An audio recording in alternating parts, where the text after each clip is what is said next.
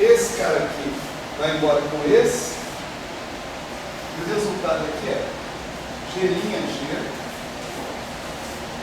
a mi, G' G a menos 1 mais D' G' G, G' G menos 1. Mas isso aí é o ami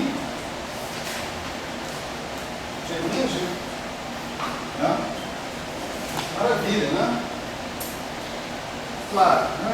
Tem que ser isso. Tem uns passos tricky aí no meio, né? Para a gente mostrar essa história. Quer dizer, se eu transformar o campo e transformar ele de novo, isso é equivalente a eu transformar o campo duas vezes. Eu transformar o campo pela transformação composta do grupo. Né? Então, isso que está aqui, tá? É 1, né? É o delta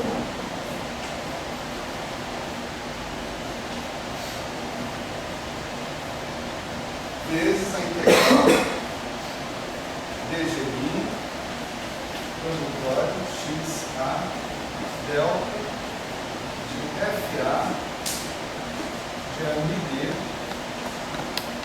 g' g x. Certo?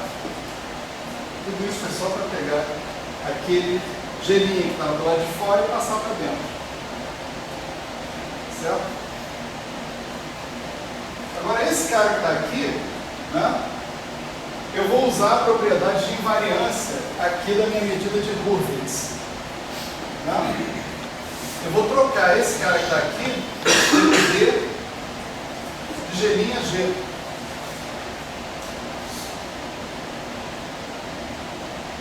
Certo? G' G você pode chamar de G duas linhas, não importa, tá certo? O resultado disso aqui, né,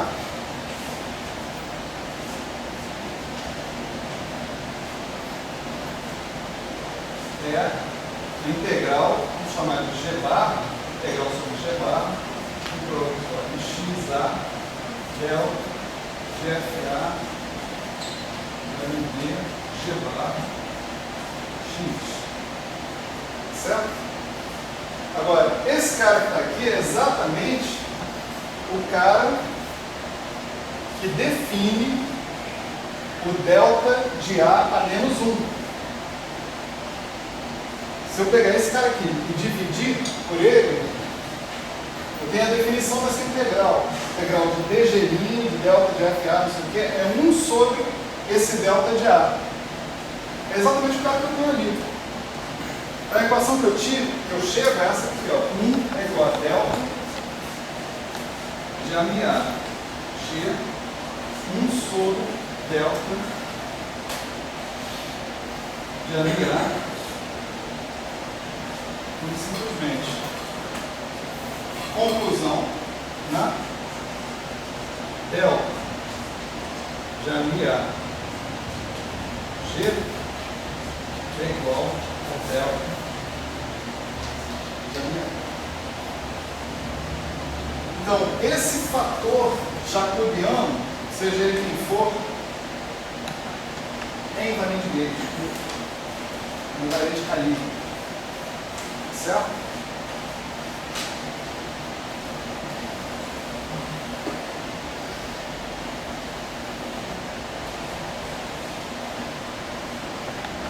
Bonito, né?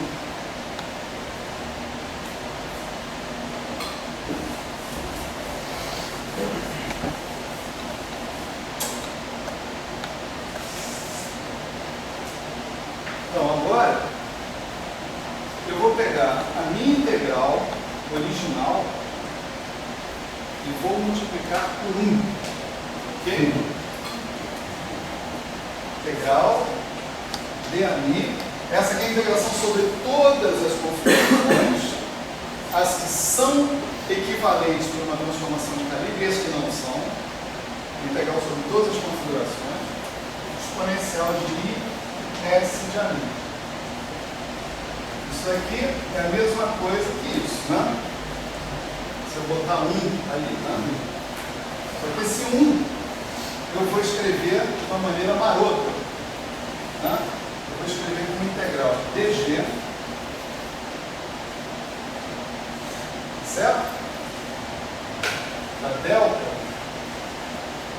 de ami a vezes o produtor x em a da delta de f a de ami b g x vezes exponencial de i s de ami. Só multipliquei por 1. Olha só, coisa mais inocente. Tenho direito de fazer isso? É sacanagem perguntar isso, né? Não é sacanagem perguntar isso só para vocês, é sacanagem perguntar isso para qualquer aluno, né? Porque, no fundo, no final de todas as contas, a integral funcional ainda é um grande desconhecido, né? Podem aparecer problemas e mais problemas por aí que a gente, às vezes, não tem nem ideia por onde ele sai, né? Mas, se nós estamos fazendo uma coisa, por enquanto, pelo menos, tem um grau de consistência razoável, né? A gente vai continuar insistindo nessa linha. Nós vamos continuar insistindo em tratar a integral funcional como uma integral. Tá certo? Uma integral. Só que uma integral mais complicada, multidimensional contínuo, etc. E tal. É uma integral. Eu tenho direito de fazer mudanças de variáveis, eu tenho direito de integrar deltas dentro dela, coisas desse tipo. Não? Então, propus, né, inserir aquele 1 ali. Vocês vão ver por quê. Né? Agora, eu vou fazer o seguinte, deixa eu inserir o 1, mas com gelinho, certo? Inserir 1 com gelinho. Eu vou trocar, onde tem a mi, né? Eu vou trocar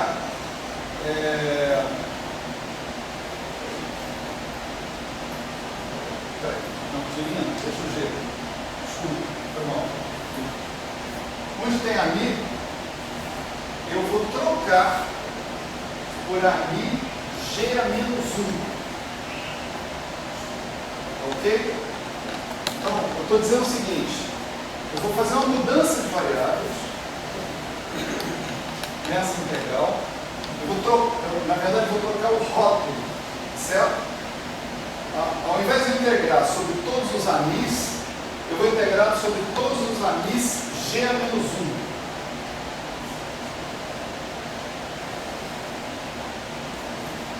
É um direito que eu tenho, pegar sobre o índice que eu estiver interessado. Então, o resultado disso daqui é, onde tem ami, eu substituo por ami g a menos 1.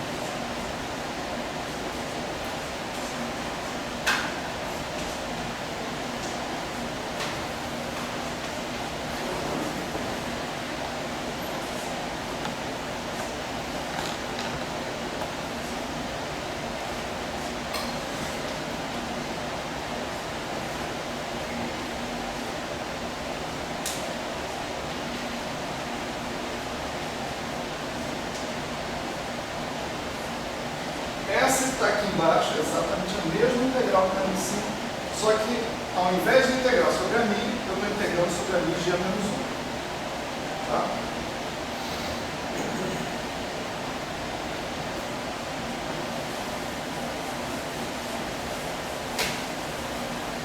Agora olha só. Esse igual se refere a... Senhor desliga. Pode desligar. Pode desligar, falta pouco. Obrigado.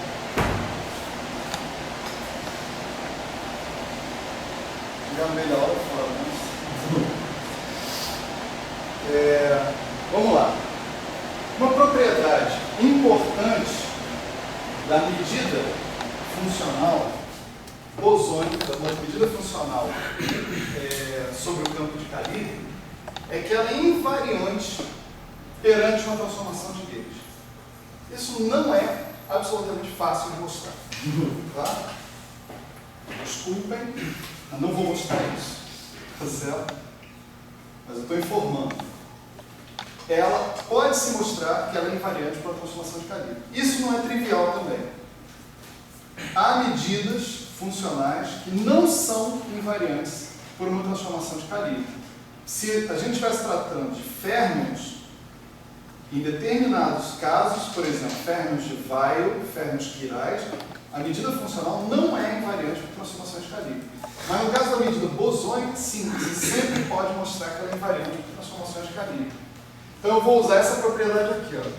B AMI G menos 1 é igual a Z AMI, pura e simplesmente. Então vamos lá. Vou escrever a mesma integral, vou indo e voltando, hein? Atenção, não fiquem tontos. Veja, eu vou repetir. Vamos para frente. Ali está aparecendo delta de AMI G menos 1. Esse objeto aqui. Acabei de mostrar que esse objeto é invariante de calibre. Então posso escrever delta de AMI G menos 1 como delta de AMI.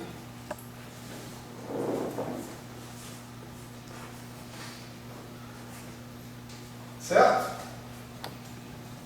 Vamos para frente. Produtório em X em A de delta de FA de AMI G menos 1 G.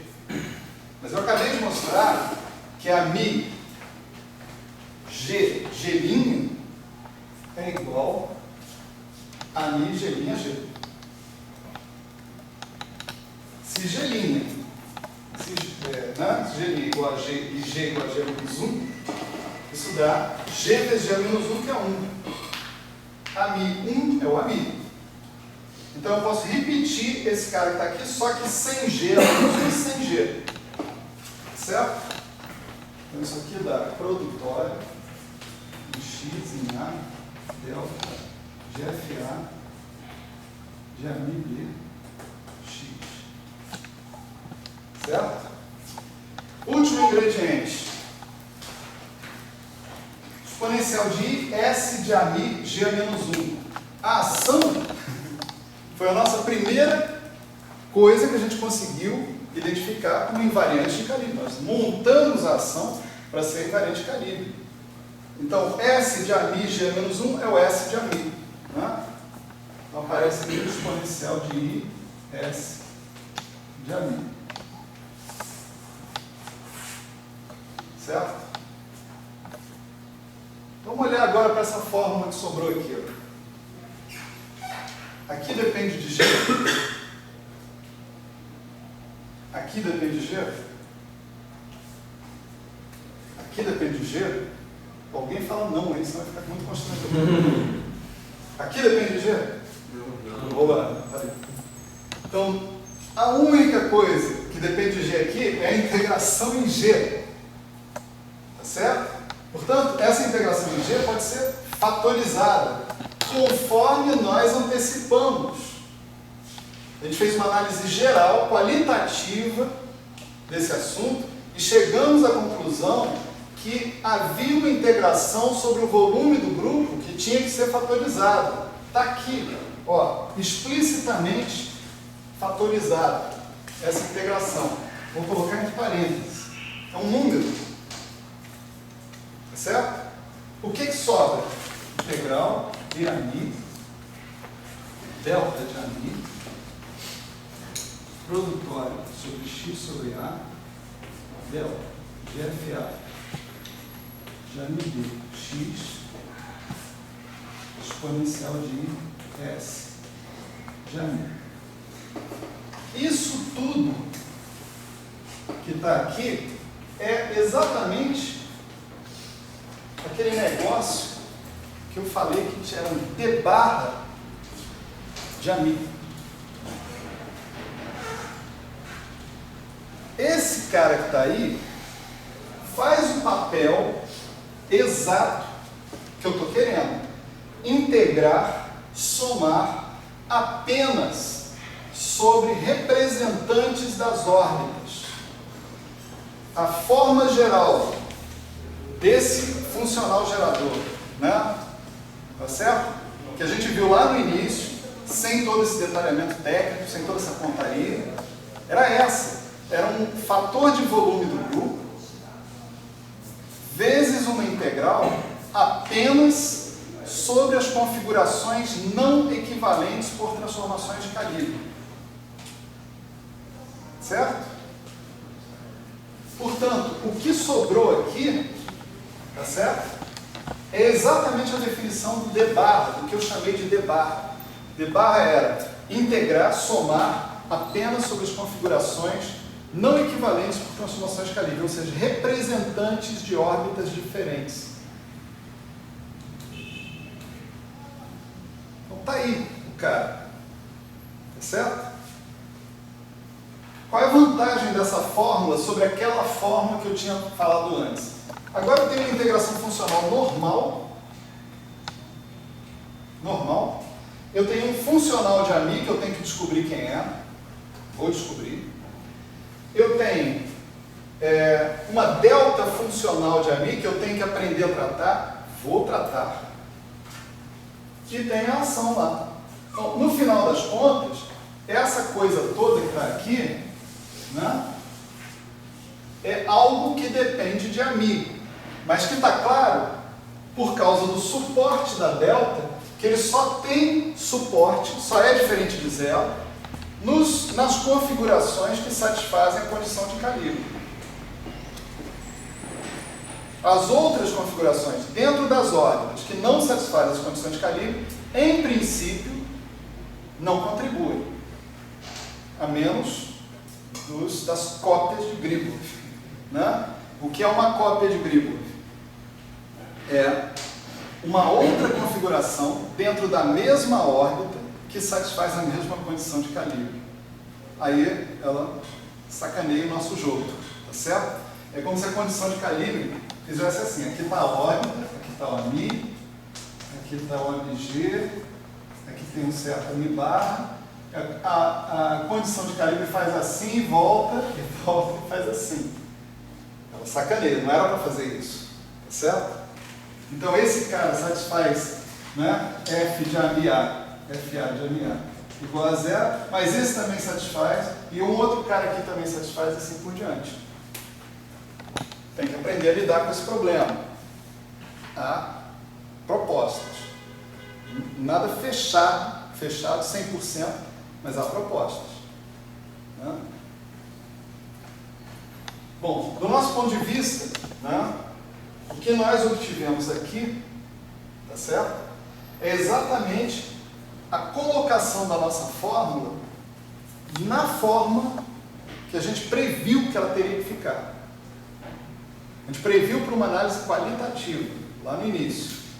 E agora a gente está vendo que tem essa forma que está aí. Então, na aula que vem, né, nós vamos trabalhar esses dois elementos aqui. Nós vamos trabalhar esse delta de AMI. Vamos mostrar que esse delta de AMI é exatamente o determinante daquele operador que eu chamei de MAB, que agora vai valer 3 pontos na média. Né? DF, deixa eu ver se eu ganho esses 3 pontos. Espera aí. DF, AD, DAMI, derivada covariante, né? Derivada covariante, por isso passei. Então, esse delta, antecipando isso, nós vamos mostrar isso, esse delta é o determinante daquele operador que dá a condição de admissibilidade da condição de calibre. Tá? E esse delta que está aqui vai ser transformado de uma maneira que eu consiga lidar com ele adequadamente. Tá certo? Não vai aparecer mais como delta. Vai aparecer como um termo a mais que eu vou inserir aqui nessa ação. Vocês vão ver, os truques são infinitos, revoltantes, tremendos. Né? Mas no final o treco funciona. Impressionante. Então falta pouco, eu acredito agora que sim. Agora eu posso fazer uma previsão. Eu acho que na aula que vem o método de Faddeev-Popov está completo. Conseguimos chegar e formular a ação completa da QCD, da CDQ, né? Cromodinâmica quântica. Né? E aí vamos partir para a etapa 2, né? Regra de Feynman. Né? Mas o trabalho é isso. Por hoje é isso, só.